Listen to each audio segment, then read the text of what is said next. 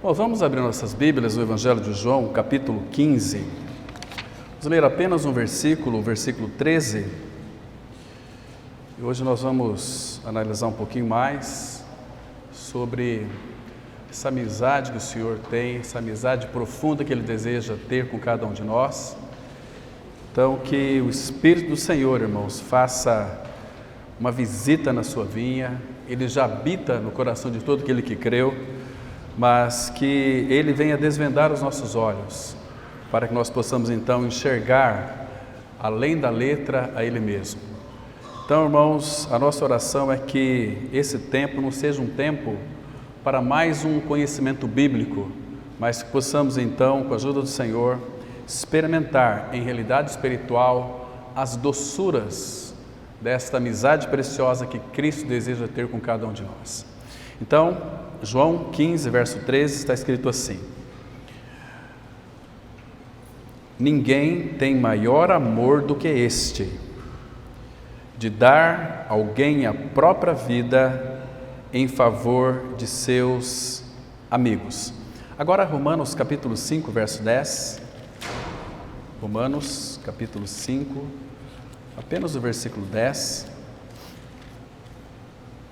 Romanos 5,10 está escrito assim: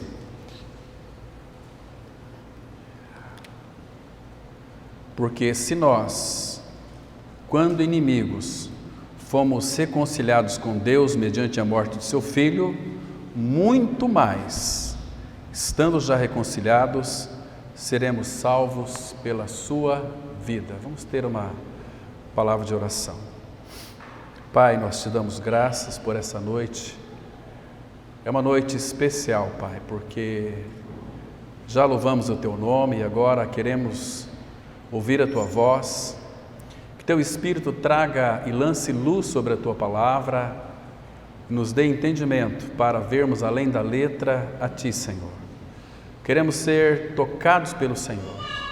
Queremos, ó Pai, que maravilhosamente Tu venhas, na pessoa do Filho, edificar a Sua igreja. E se porventura, Pai, alguém ainda não descansou ou não tem a plena convicção da salvação em Cristo, nessa noite Teu Espírito, Pai, descortina os olhos e revela toda a verdade da cruz. Fala conosco, queremos ouvir a Tua voz, entregamos nas Tuas mãos este ambiente, esse tempo. Pai, que não haja distração da nossa parte para ouvirmos a Tua palavra. Em nome do Senhor Jesus nós oramos. Amém. Queridos, esse primeiro texto que nós lemos aqui, quando o Senhor Jesus disse que ninguém tem maior amor do que este, de dar a alguém a sua vida em favor dos seus amigos. Em Romanos 5,10 nós lemos ali que quando éramos inimigos, Cristo morreu e Ele reconciliou, Ele fez uma reconciliação. Então aqui, irmãos, o problema não está em Deus o Pai. Ele nunca foi nosso inimigo. A palavra fala que desde o nosso nascimento, aliás, vou mais fundo ainda, desde a nossa concepção, nós já ficamos já alienados de Deus. Salmo 58, verso 3. Alienam-se, desviam os ímpios desde a concepção. Nascem e já se desencaminham proferindo mentiras. Então essa é a nossa história com o Senhor.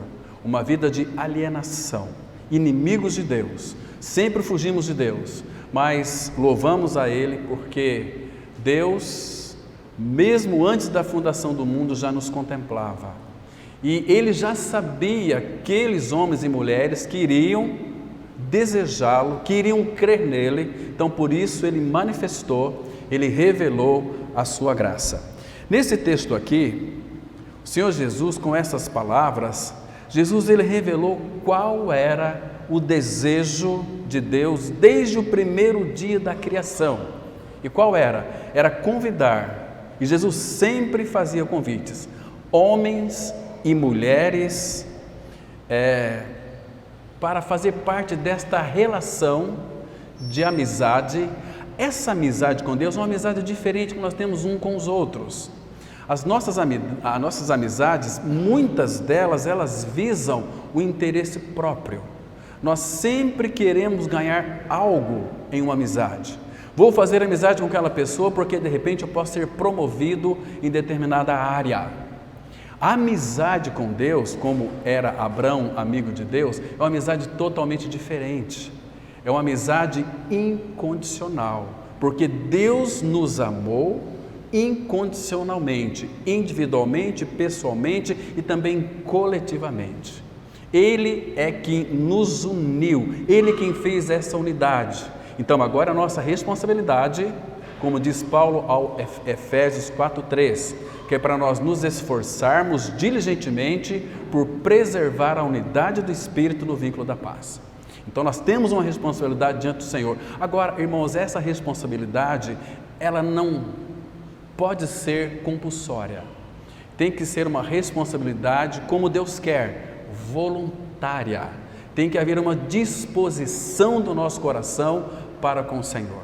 Desses Ele se agrada. Então hoje nós vamos verificar aqui alguns pontos específicos desta preciosa amizade que Ele deseja ter conosco.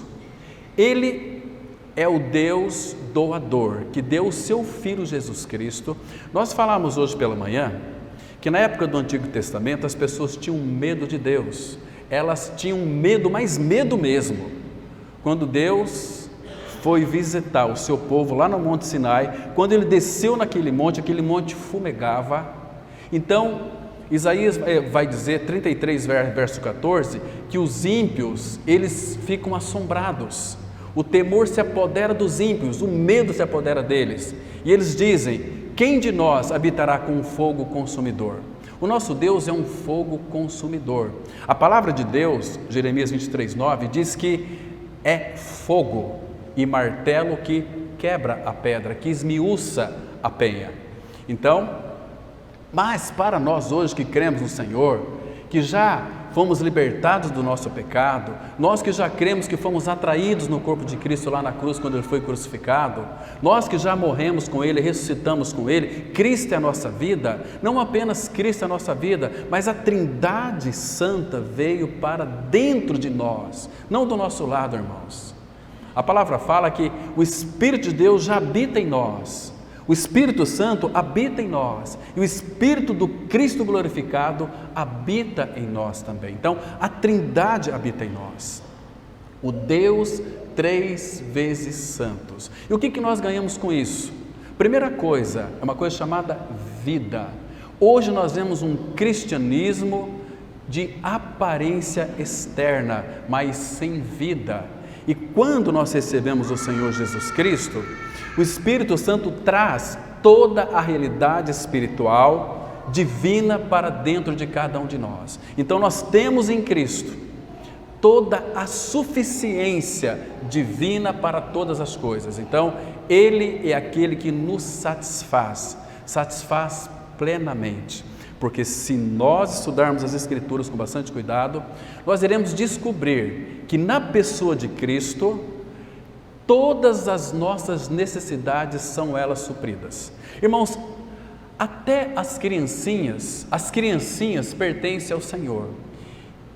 Claro que se uma criança crescer, depois que ela começa a discernir entre bem e o mal, ela precisa de novo nascimento. E se ela não nascer de novo, ela vai perecer eternamente. Mas Jesus, enquanto elas são crianças, Jesus tem um cuidado muito especial com elas. Eu lembro de uma história, eu contei aqui uma vez, que um casal de russo, o homem tinha uma vida financeira muito bem estabilizada, a mulher era professora, eles estavam muito bem, tinha uma filha de 7 anos de idade. E o pai um dia, porque o homem no pecado, quando o pecado entrou no mundo, tornou todos nós esquizofrênicos. O ser humano é esquizofrênico, tem loucura, tem crise de braveza, crise de ansiedade. O ser humano, diz o profeta Isaías, não há nele coisa sã, desde a sola do pé até a cabeça.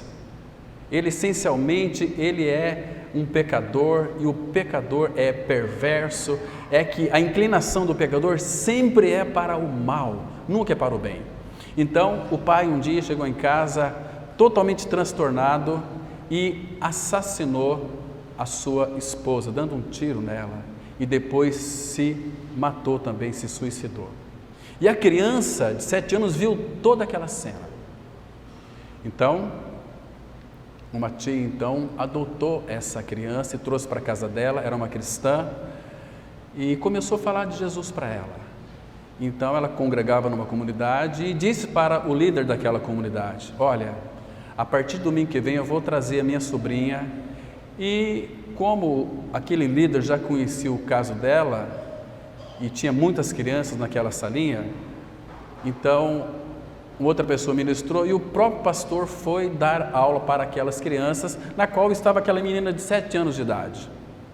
Interessante, irmãos, que quando o pastor fez uma pergunta para aquelas crianças: quem aqui conhece Jesus? Ele ficou surpreso, porque naquele momento aquela menininha levantou a mão e disse: eu o conheço. O pastor, um pouco temeroso, perguntou para aquela menina: como você o conhece? E ela virou para o pastor e disse assim: naquele dia em que o papai matou a mamãe e se matou, Jesus, ele veio segurar na minha mão. Eu o conheço. Que cena maravilhosa foi. Percebe então o cuidado que ele tem com os seus é tremendo. Queridos, muitas das nossas ansiedades, das nossas crises existenciais, elas serão banidas de nós o dia que nós percebermos o quanto somos amados pelo Pai. Ele nos ama com um amor incondicional, com um amor eterno, com um amor que saiu das suas entranhas. E Ele deu o seu melhor para nós. Tem muita gente buscando o melhor de Deus, mas o melhor de Deus para nós é Cristo. Isaías 9,6, vocês se lembram? Um menino vos nasceu e um filho se nos deu. Ele deu para nós o teu Filho, o Senhor Jesus Cristo, para reatar aquela amizade que Ele sempre quis ter conosco, meus queridos irmãos.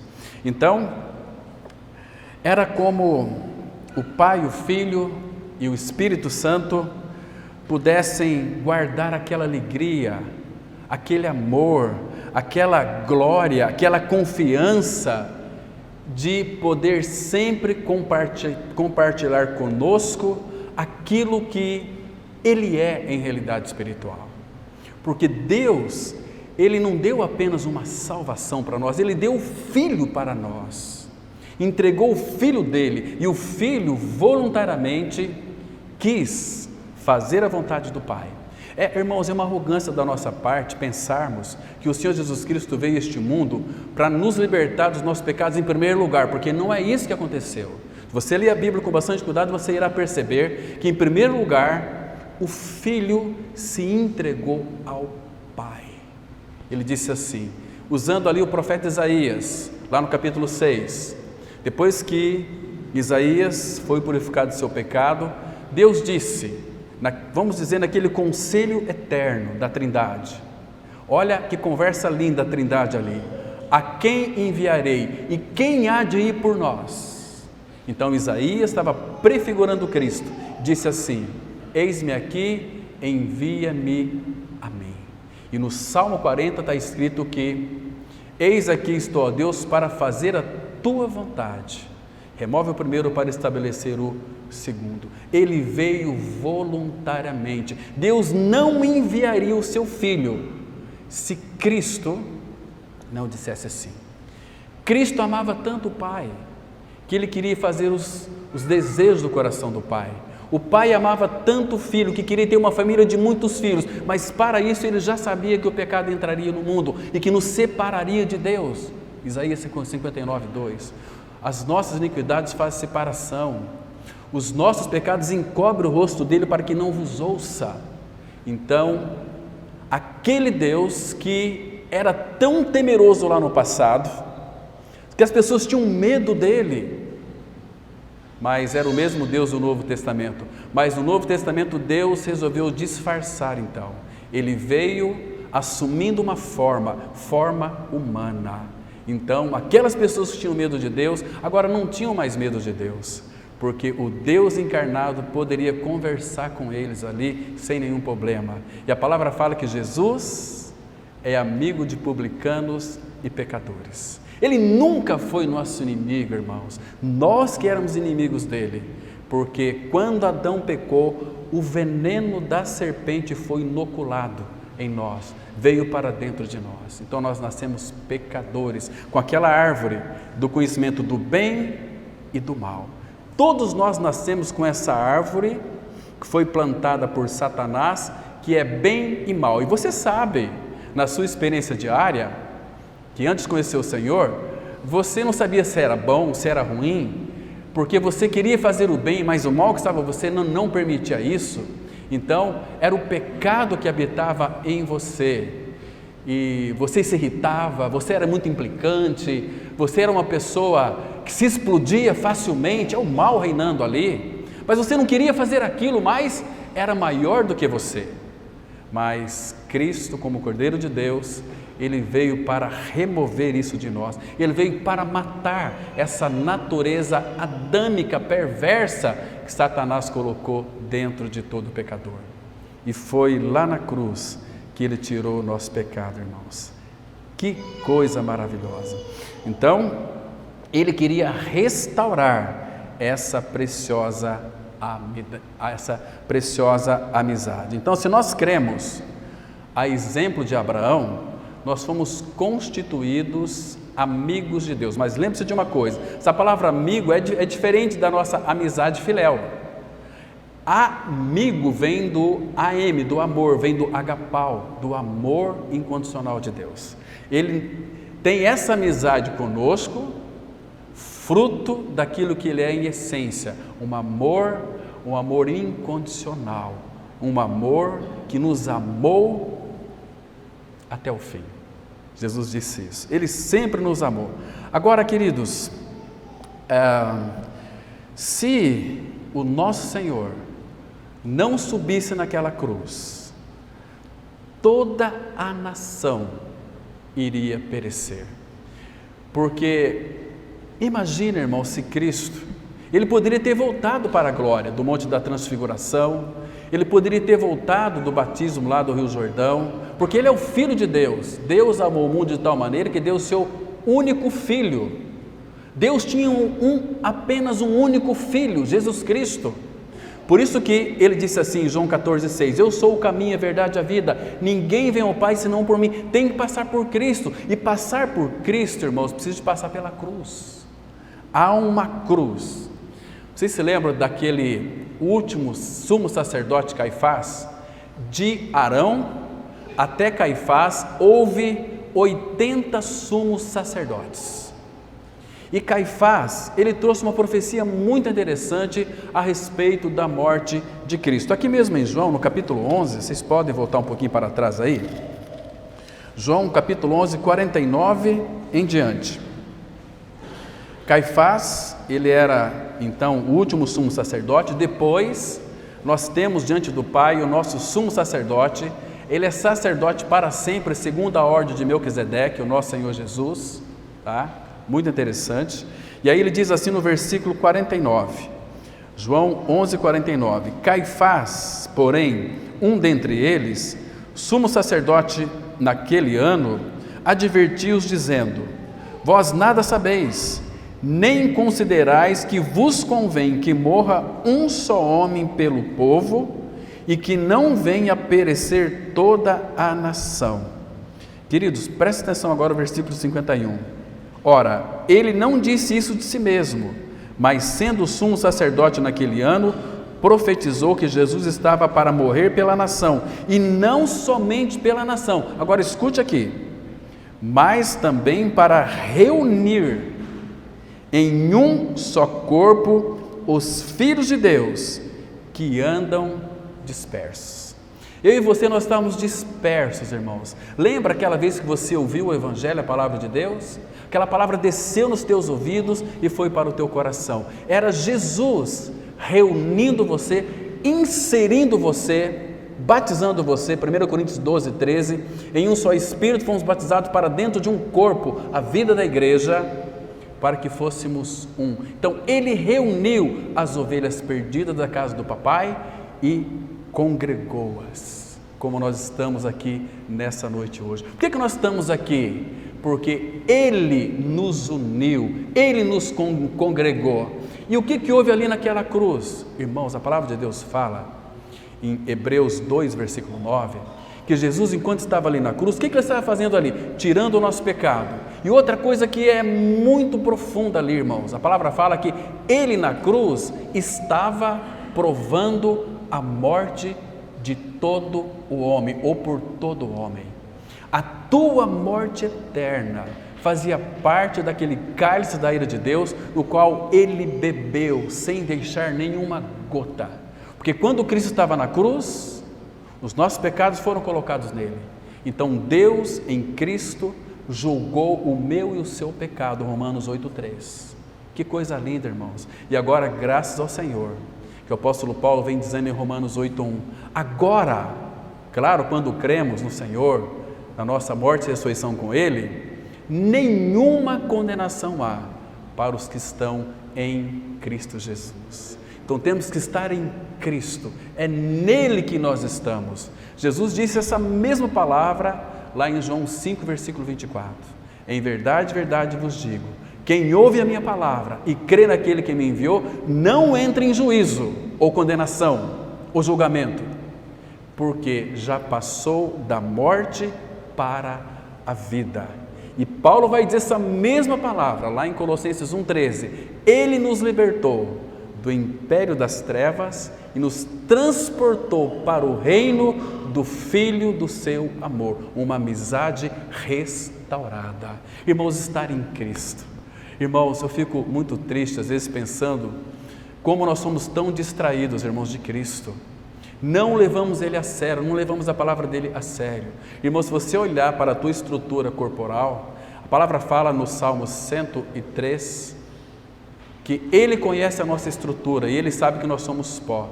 Você já parou para pensar que a cada dia que passa você está se deteriorando, teu corpo está se corrompendo, está se consumindo, estamos envelhecendo, e aqueles que partem antes de nós, nossa cidade teve um acidente aí, onde um garoto muito jovem foi ceifado num acidente, percebe?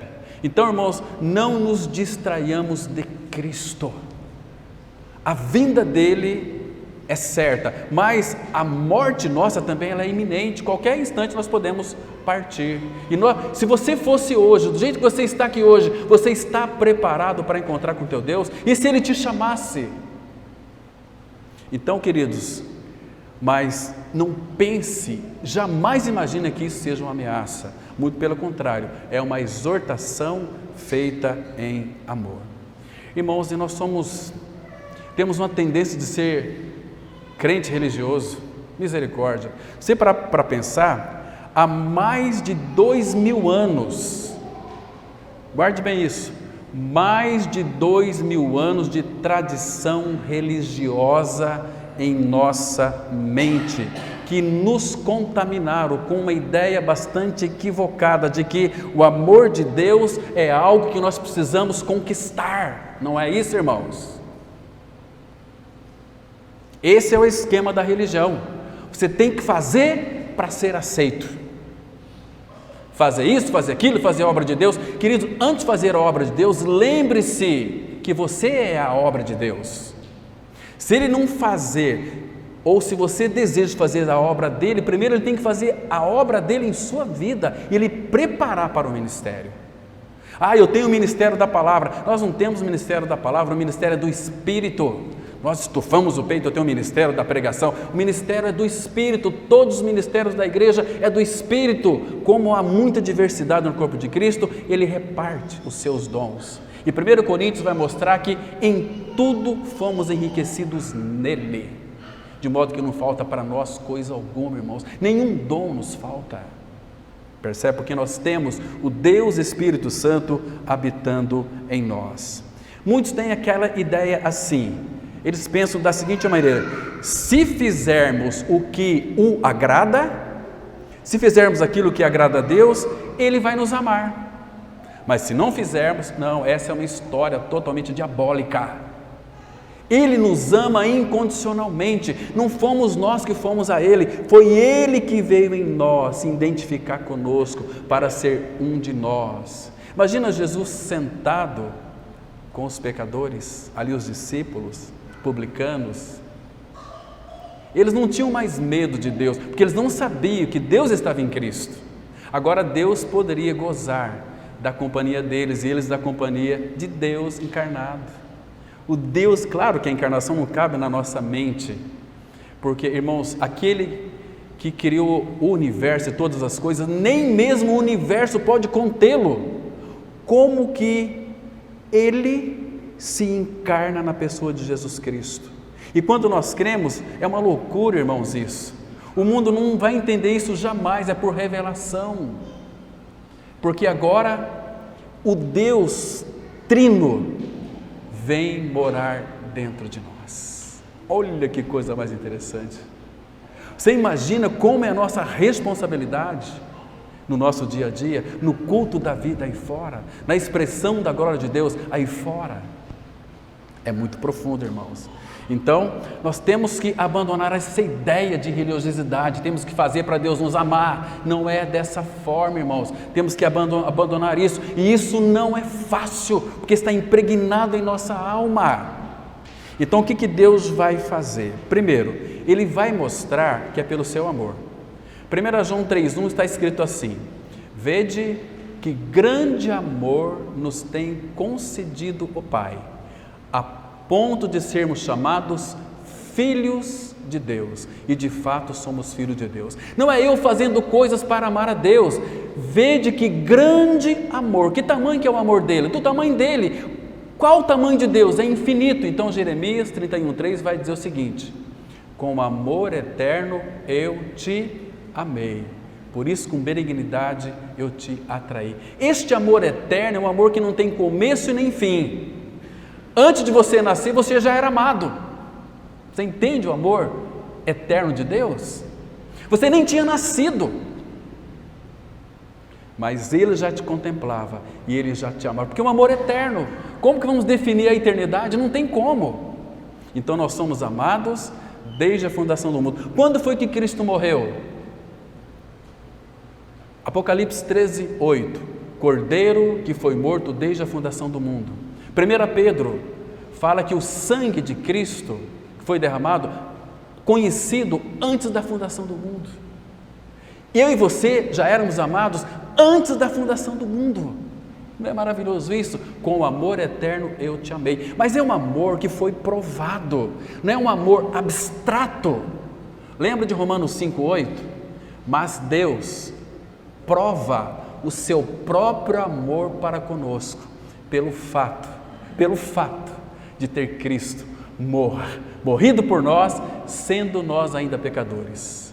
Se Ele morreu por nós, Ele não morreu por Ele. E se Ele morreu por nós, aquela morte é a minha morte. Então eu morri com Cristo, ressuscitei com Cristo. Cristo é a nossa vida. E o que vai afiançar essa justificação plena para termos uma amizade concreta com Ele é a ressurreição, que vai afiançar a nossa justificação. Romanos 4:25. Ele foi entregue por causa dos nossos pecados e ressuscitou por causa da nossa justificação. Então, Ele ressuscitou, fomos justificados, irmãos, porque cremos em Cristo, estamos libertos do pecado, libertos de nós mesmos.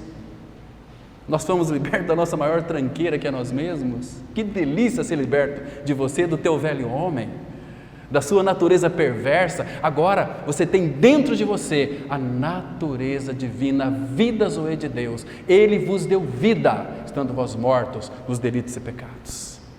Ah, mas que bendita obra foi aquela que Ele fez lá na cruz.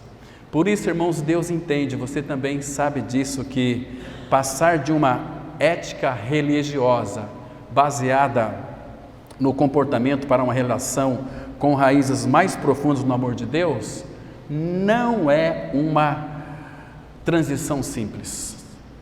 Não é uma transição simples. Tirar uma pessoa da religião e colocar em Cristo não é uma transição simples, porque a mente está impregnada de fazer isso, fazer aquilo, fazer um propósito com Deus, fazer uma campanha, isso não existe na Bíblia. A Bíblia fala assim, texto que eu amo esse texto, Efésios 3:20, ora, aquele que é poderoso, quanto poder Ele tem? Todo poder. Aquele que é poderoso para fazer infinitamente mais, além de tudo quanto pedimos ou pensamos, segundo o seu poder que opera em nós. Esse é o nosso Deus, mas não é apenas Deus, é o nosso Pai. Que coisa linda, irmãos. E nele a palavra fala assim, Efésios 1:3, bendito seja o Deus e Pai de nosso Senhor Jesus Cristo, o qual nos abençoou com toda sorte de bênçãos espirituais nas regiões celestiais. Por isso que Deus, Ele deseja, irmãos, fazer em nós uma construção, que Ele vai fazer em nós a formação de Cristo, mas para isso Ele tem que fazer uma desconstrução em nós. Isso Ele vai fazer por meio da cruz.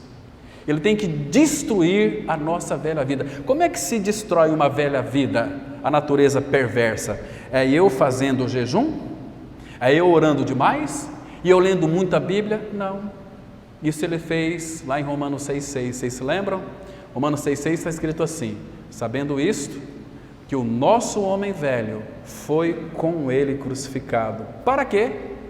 Para que o corpo do pecado que habitava em nós seja destruído e não sirvamos mais o pecado como escravo.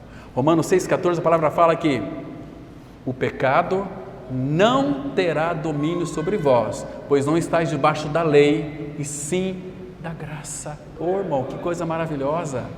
Que Deus gracioso nós temos. Então, Ele leva a morte, mas nós vamos ficar na sepultura. Fomos sepultados com Cristo. Morremos, fomos sepultados com Cristo. Mas o que foi que aconteceu? Só vai participar da ressurreição aqueles que morreram com Cristo. Há ressurreição, há uma plantação. Deixa eu citar para vocês aqui Jeremias, capítulo 1, versículo 10. Quero que os irmãos leiam esse texto aqui. É um texto pouco conhecido para aqueles que amam ler a palavra, mas aqui fala da destruição, porque Deus nunca vai mudar a sua tática, Ele não muda. Ele disse assim: eu, o Senhor, não mudo.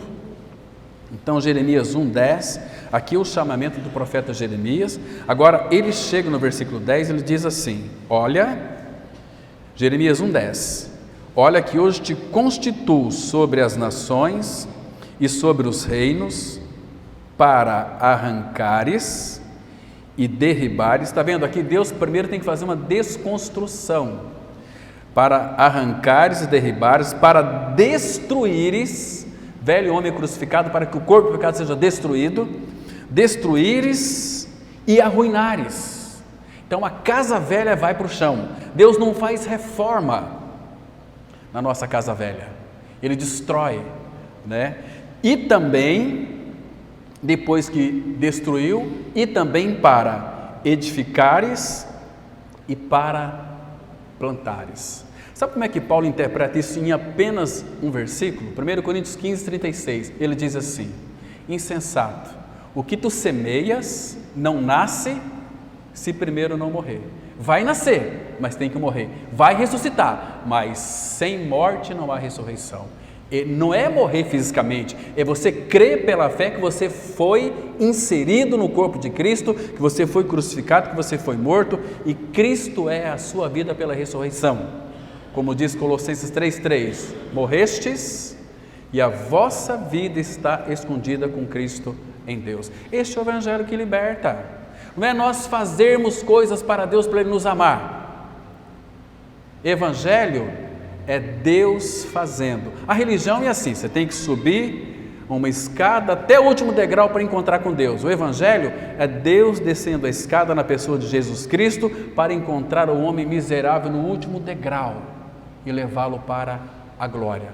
1 Pedro 3,18 está escrito assim: Cristo morreu uma única vez pelos pecados, o justo pelos injustos, para vos conduzir a Deus. Que coisa linda! Ele é o caminho, a verdade e a vida. Ele é o caminho que nos leva ao Pai. Temos que estar em Cristo. Se alguém está em Cristo, é uma nova criatura.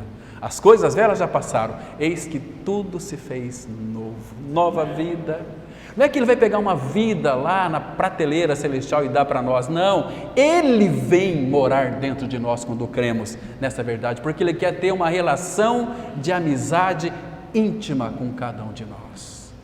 Jesus Cristo, Ele é maravilhoso, um precioso nome dEle, irmãos. Irmãos, nós temos uma inclinação religiosa de pensar que Deus precisa que trabalhemos muito em sua obra.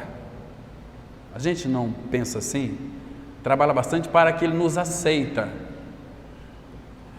Ao nos dar seu Filho, nosso Senhor Jesus Cristo, guarde bem isso aqui que é importante, como presente, o Pai também nos mostrou que Ele não está em busca de escravos fiéis. A nossa escravatura era no pecado. Ele disse em João 8,36: se pois o Filho vos libertar, verdadeiramente sereis livres. Tem muita gente aí, muitas vezes, preso na religião. Tem muita gente presa debaixo de jugo de líderes religiosos, que nunca nasceram de novo. Mas é possível então uma pessoa estar lá na frente pregando a Bíblia, mas não prega a palavra e não ser filho de Deus? Claro que é. Se você ler 2 Coríntios, você vai perceber 11, que Satanás, ele tem os seus apóstolos, ele tem os seus discípulos, tem os seus pastores, tem os seus pregadores, que a Bíblia vai dizer que eles são os cães, quando Paulo adverte lá, Filipenses 3:2, acautelai-vos dos cães, cautelai-vos dos maus obreiros.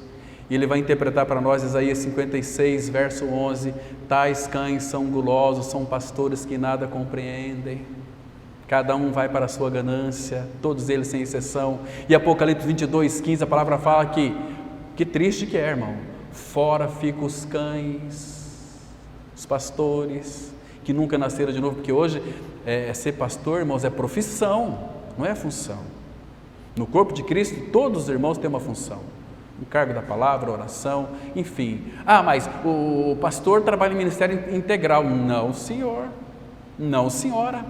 Você no seu trabalho trabalha em ministério integral, como um amigo meu lá do Paraná, de Arapongas, doutor Enéas, um obstetra.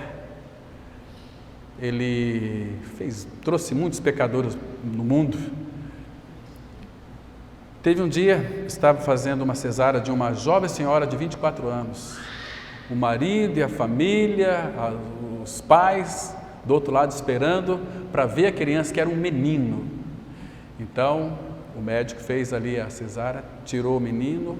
Quando estava ali fazendo as costuras ali, dando os pontos, a mulher deu hemorragia interna, aliás, e ela estava morrendo.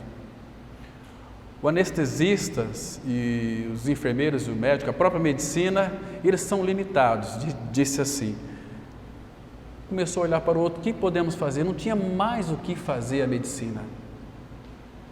Ele disse assim, olha, Cláudia, eu cheguei ali bem pertinho dela, coloquei minha mão na mão dela, fechei os olhos e fui conversar com o dono da vida e disse, papai, não deixe essa jovem senhora partir, tem misericórdia dela. Pai, a família aí fora está numa alegria para ver a criança, saber que a mamãe morreu. De repente, voltou, o milagre aconteceu. Que Deus maravilhoso! Percebe, irmãos? Eu louvo a Deus pelos médicos cristãos que amam a profissão, igual, não só médico, mas cada um de nós nas nossas profissões. Nós estamos trabalhando ali em tempo integral. A palavra fala em 1 Coríntios 10:31, quer comais, quer bebais, façais qualquer outra coisa, fazei tudo para a glória de Deus. Aquilo que você faz glorifica a Deus ou não? Se não for, tem alguma coisa errada. Mas lavar louça é para a glória de Deus? Amém. Lavar banheiro? Para a glória de Deus. Quer comais, bebais, façais qualquer outra coisa, fazei tudo para a glória de Deus. Oh, irmãos, como nós somos distraídos de Cristo, irmãos.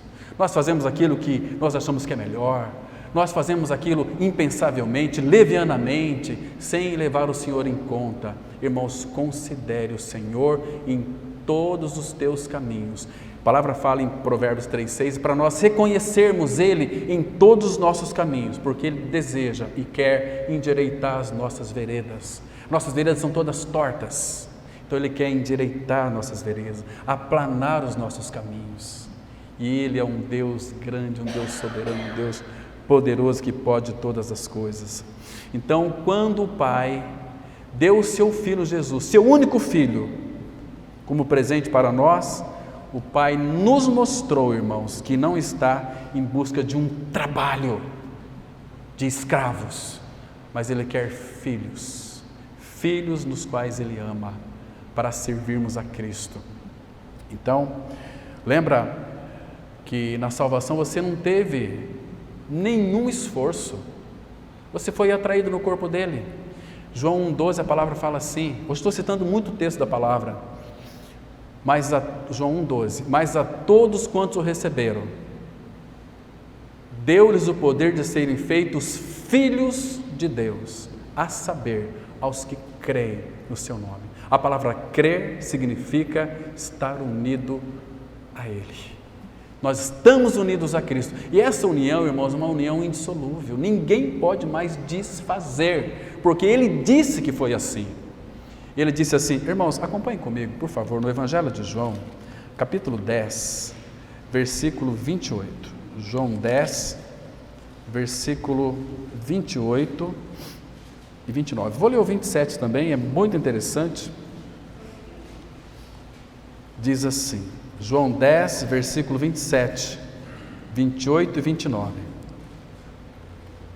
Irmão, mas que texto glorioso da palavra, esses 3 versículos que nós vamos ler aqui. Então, escuta com bastante atenção. Diz assim, e considere como é a palavra de Deus, não é a palavra de homens. Diz assim, verso 27, as minhas ovelhas ouvem a minha voz. Quem vai ter prazer em ouvir a palavra de Cristo? As ovelhas dele. As minhas ovelhas ouvem a minha voz, eu as conheço e elas me seguem. Agora, olha o verso 28. Eu lhes dou, a palavra dou aqui, o sentido é de graça. O que é graça? É Deus dando e fazendo tudo a quem nada merece e nem tem condição de merecer. Então, eu lhes dou a vida eterna. Sabe o que ele está dizendo aqui para nós? Eu estou me dando por cada um de vocês. Eu quero morar dentro de você. Ele nos ama tanto que para Ele é insuportável viver do nosso lado. Não tem graça para Ele. Ele quer morar dentro de nós, estar conosco, unido a nós em um espírito. Aquele que se une ao Senhor, diz o apóstolo Paulo, é um espírito com Ele. Que coisa mais deliciosa isso, irmão. Nós somos um com Ele. Cristo é a nossa vida, a nossa sabedoria. Cristo é a nossa redenção, a nossa santificação. Cristo é o nosso pão, a nossa ressurreição. Cristo é tudo para nós. Então aqui, eu lhes dou a vida eterna. É um presente. Ele se deu por nós. Um filho se vos deu. Que coisa linda. Agora, olha que palavra mais linda ainda. Jamais perecerão. E ninguém, nem Satanás, nada.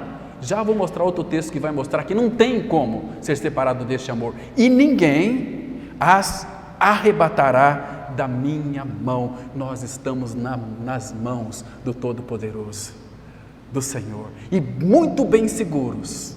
E ele disse assim mais, aquilo que meu Pai me deu é maior do que tudo. O que o Pai deu para o Filho? A igreja.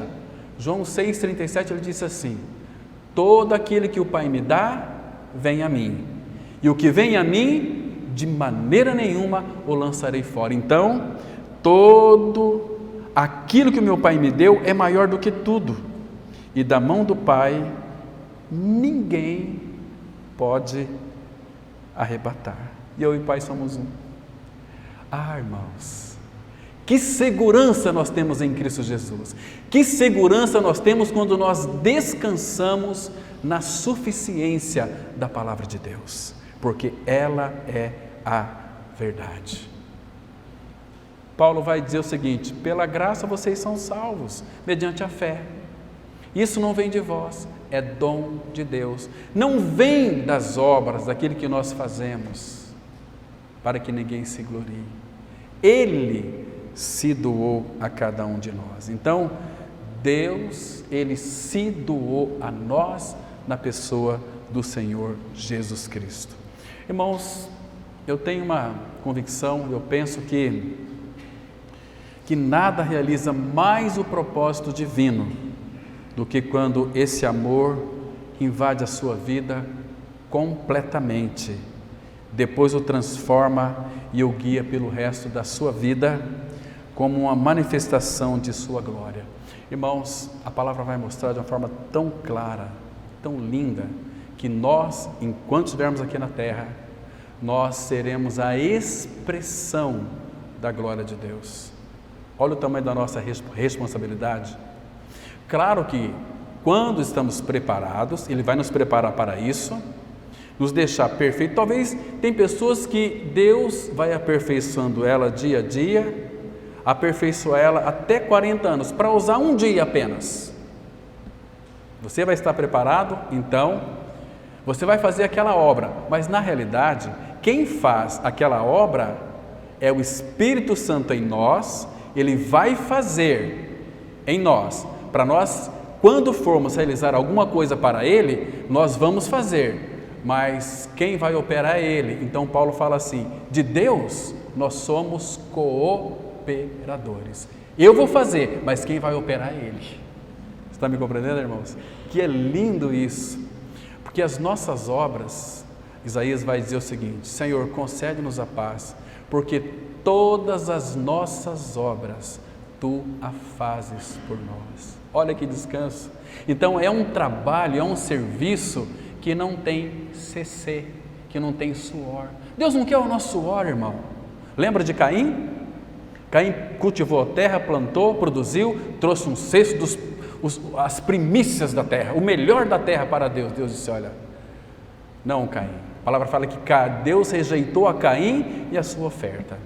Abel foi lá no seu rebanho, pegou um cordeirinho, sacrificou como substituto, e a Bíblia diz que Deus aceitou Abel e a sua oferta. Primeiro a pessoa, primeiro a intenção do coração, depois a oferta. Caim ficou todo nervoso, irado, porque todo religioso é nervoso, é irado. Todo religioso é metido a besta. Todo religioso é chato, ou como tem crente chato, religioso, buscar poder, buscar isso, buscar aquilo, e Cristo habita nele toda a plenitude da divindade. Todo poder foi dado para Cristo e Cristo está em nós. Vai procurar conhecer o Cristo que habita em você. Percebe, irmãos? Que coisa linda. A pessoa se irrita facilmente. Então temos que fazer para tentar dobrar o coração do Pai. Vamos fazer campanha. As pessoas são os guiadas a fazer propósito com Deus. Onde é que está escrito isso, irmãos? Eu já ouvi pessoas dizendo que temos que fazer aliança com Deus. Que absurdo é esse? Por falta de conhecimento. Jesus falou, Mateus 22, 29, vocês estão errando porque vocês não conhecem as Escrituras e nem o poder de Deus. Não adianta conhecer Bíblia e não ter discernimento e revelação da palavra, porque o Filho veio trazer a revelação de Deus para o nosso coração. Por isso que Ele se encarnou, e isso é tão maravilhoso para nós. Abra aqui em João comigo, por favor, capítulo 1, versículo 18. João 1, versículo 18. Olha que texto lindo, irmãos. Graças ao Senhor, porque isso está escrito e nós podemos desfrutar. Então Jesus está dizendo o seguinte, olha, João 1,18: ninguém jamais viu a Deus, o Deus unigênito. O que significa a palavra unigênito? Uni é único, gênito gerado. Jesus não foi criado, Ele foi gerado, nós fomos criados. Quando é que Jesus foi gerado? Eu não sei. Foi na eternidade. O irmão Stephen Kong diz que quando Deus, imagina só, o Deus Todo-Poderoso, soberano Deus, ele se autocontemplou, ele gerou sua própria imagem, o Filho. Então Cristo, ele é a imagem de Deus. E esse Cristo se fez carne. E então Jesus vai dizer o seguinte: ninguém jamais viu a Deus, o Deus unigênito que está, ele nunca saiu de lá, que está no seio do Pai, é quem o revelou. Então Jesus Cristo veio trazer a revelação do Pai para nós. Hoje nós estávamos dizendo pela manhã, quando então Filipe disse para Jesus: Senhor, em João 14, versículo 7, Senhor, mostra-nos o Pai e isso nos basta. Jesus virou para Filipe e disse o seguinte: Filipe, você quer ver o Pai? Eu estou há tanto tempo com vocês e vocês não têm me conhecido. Quem vê a mim, vê o Pai. Como dizes tu? Mostra-nos o Pai. Que coisa mais preciosa, irmãos.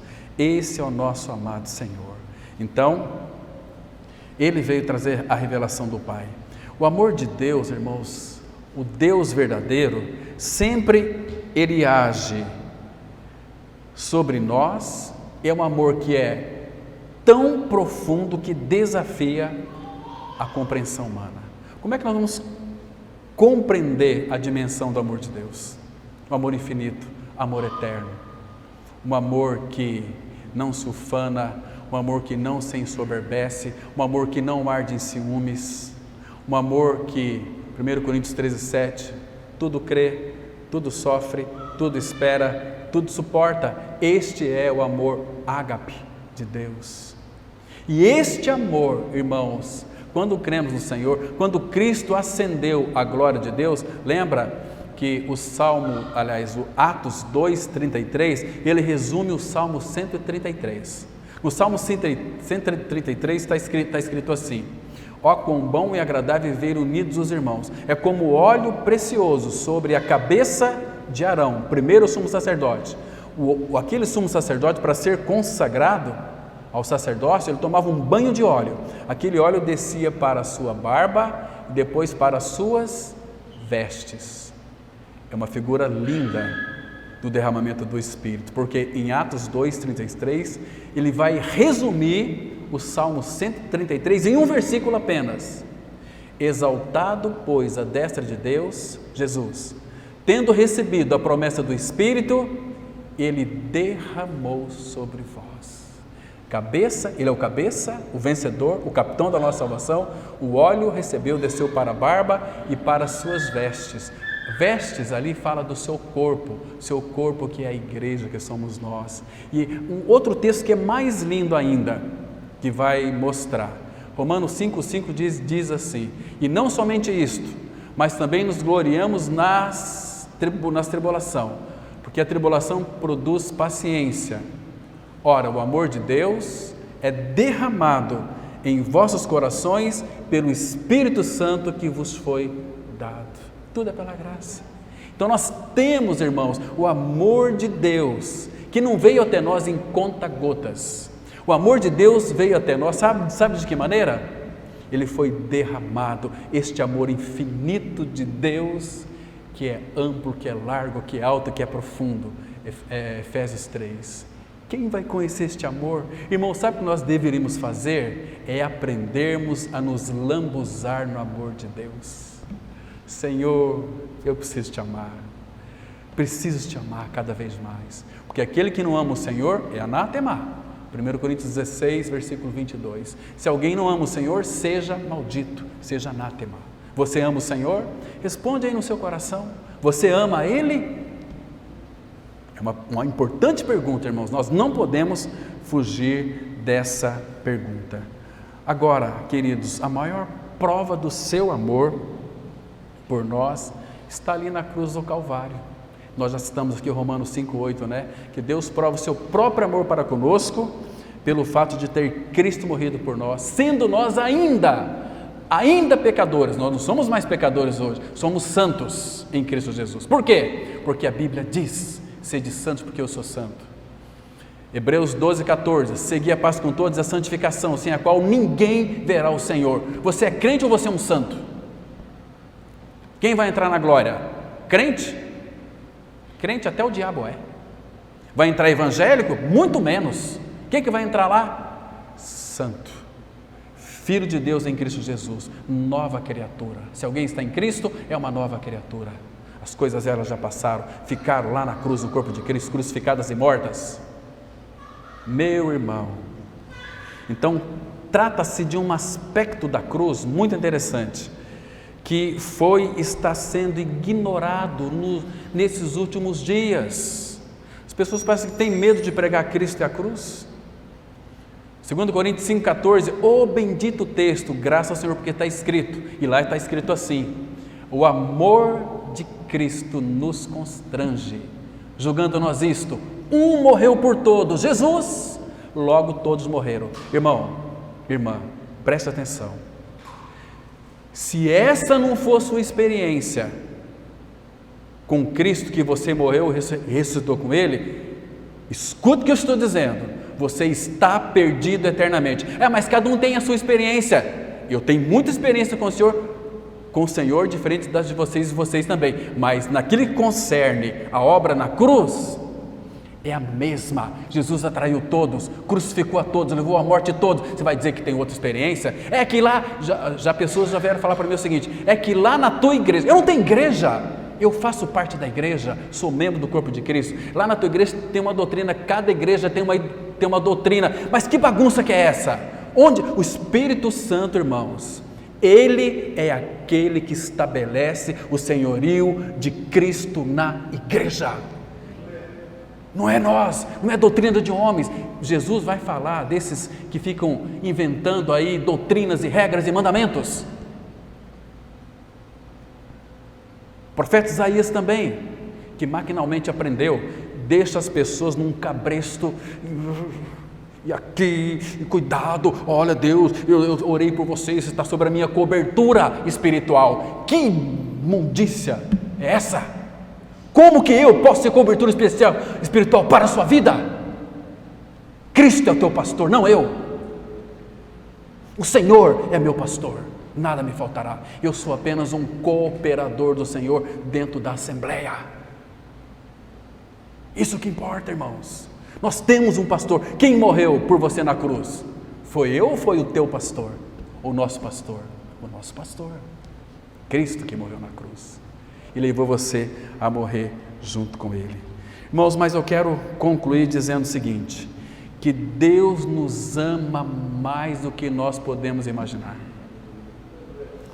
Ele nos ama tanto, irmãos, e nos ama no decorrer de toda a nossa vida. Começa aqui quando você crê e vai para toda a eternidade. Que lindo é isso, irmãos, que lindo. Deus nos ama em cada situação. Guarde bem isso. Deus nos ama em cada situação da minha e da tua vida e das formas mais surpreendentes. Sabe? Ele mostra seu amor por nós de uma forma surpreendente, cada dia que passa. Basta você ficar atento. Irmãos, é tão sublime você perceber a simples alegria de viver nesse caminho todos os dias, caminhando com o Senhor. Caminhar em Cristo é caminhar na verdade. Você quer alegrar o coração do Pai? Citar o último texto, nós vamos orar. Abra lá em 3 João, só tem um capítulo, né? Nós vamos ler apenas o versículo 4. Então, irmãos, isso é andar na verdade, e andar na verdade é a única maneira que vai alegrar o coração do nosso Pai Celestial. 3 João, apenas o versículo 4, que diz assim, olha só aqui é a voz do Pai, olha o que alegra o coração do Pai: não tenho maior alegria do que esta. Olha, irmãos, presta atenção, Deus o Pai, que Ele é a própria alegria, Ele está dizendo para nós: não tenho maior alegria do que esta, a de ouvir que meus filhos andam na verdade. Oh, queridos, não compensa ser religioso. Você quer alegrar o coração do Pai? Anda na verdade da sua palavra, anda nos trilhos da palavra de Deus, que você não vai ser vencedor, você vai ser mais do que vencedor em Cristo Jesus, porque Ele venceu tudo por nós, e estamos agora nesse caminho que vai até a glória. Amém? Vamos orar. Oh, bendito Pai, graças te damos, porque podemos ler a Tua palavra em liberdade ainda. Graças te damos, ó Pai, porque cremos que Teu bendito Espírito Santo tem interpretado a Tua palavra para nós. Continue, Pai, formando a doce pessoa de Cristo em nós. Continue nos vivificando, nos avivando, e entregamos nas Tuas mãos esta semana. Tu és a nossa vanguarda, a nossa retaguarda também. Abençoa nossas famílias, nossos filhos. Oh, Pai, se alguém dos nossos familiares ainda não nasceu de novo, providencia meios para que eles ouçam a Tua palavra e possa vir a crer. Em nome de Jesus nós oramos. Amém.